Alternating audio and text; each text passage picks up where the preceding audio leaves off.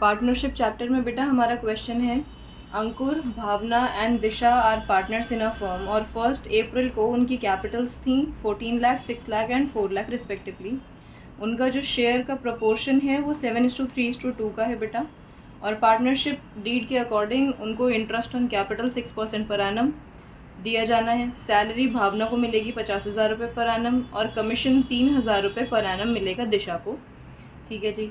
अब भावना क्या कह रही है कि भाई Bhavna share of profit excluding interest on capital is guaranteed at a not less than 1,70,000 per annum. यानी उसने अपनी गारंटी बताई है कि भाई इंटरेस्ट ऑन कैपिटल का तुम पैसा मुझे अलग से देना, उसके अलावा जो मेरे पास पैसे होने चाहिए वो 1,70,000 से कम नहीं होना चाहिए। ठीक है।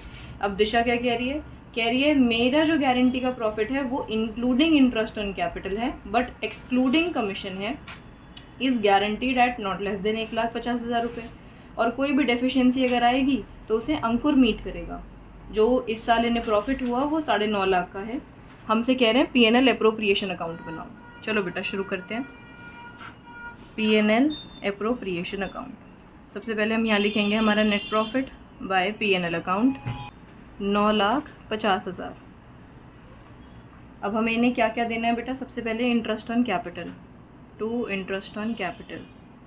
अंकुर के लिए A, भावना के लिए B और दिशा के लिए D। कितना है? 6%। तो 14 लाख का 6% 84,000, 6 लाख का 6% 36,000 और 4 लाख का 6% 24,000। ये इंटरेस्ट ऑन कैपिटल आ गई बेटा। अगली चीज़ इन्होंने हमें सैलरी बोली थी देने के लिए, तो हम ये दे रहे हैं सैलरी हमें देनी थी भावना को, तो सिर्फ भावना के अकाउंट में 50,000 रुपये पर एनम है ना, तो 50,000 आपने यहाँ लिख दिए। फिर नेक्स्ट हमें देना है कमीशन देना है हमें सिर्फ दिशा को, तो डीज कैपिटल या दिशाज कैपिटल अकाउंट आप लिखेंगे 3,000 रुपये पर एनम, यानी साल के कितने बनेंगे? 36,000। ठीक है जी।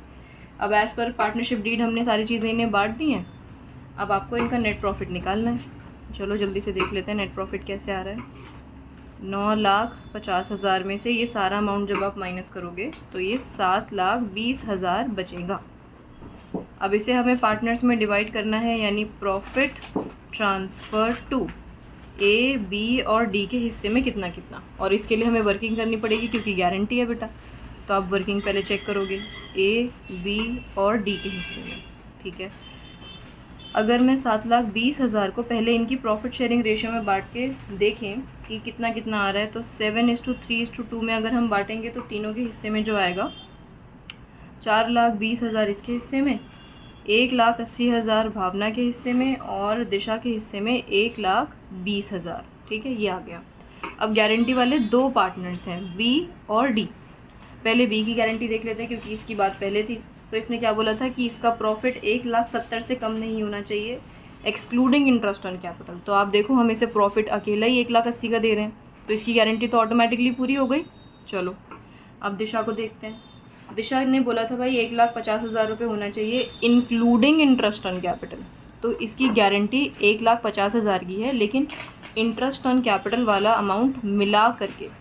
तो अगर मैं इसमें इंटरेस्ट ऑन कैपिटल जोड़ूं और चेक करूं कि इसे हम टोटल कितना पैसा दे रहे हैं, तो देखो आपको नज़र आ रहा है 1,44,000। अब गारंटी कितने की है? 1,50,000 की। तो कितने की कमी पड़ रही है? बस 6,000 की।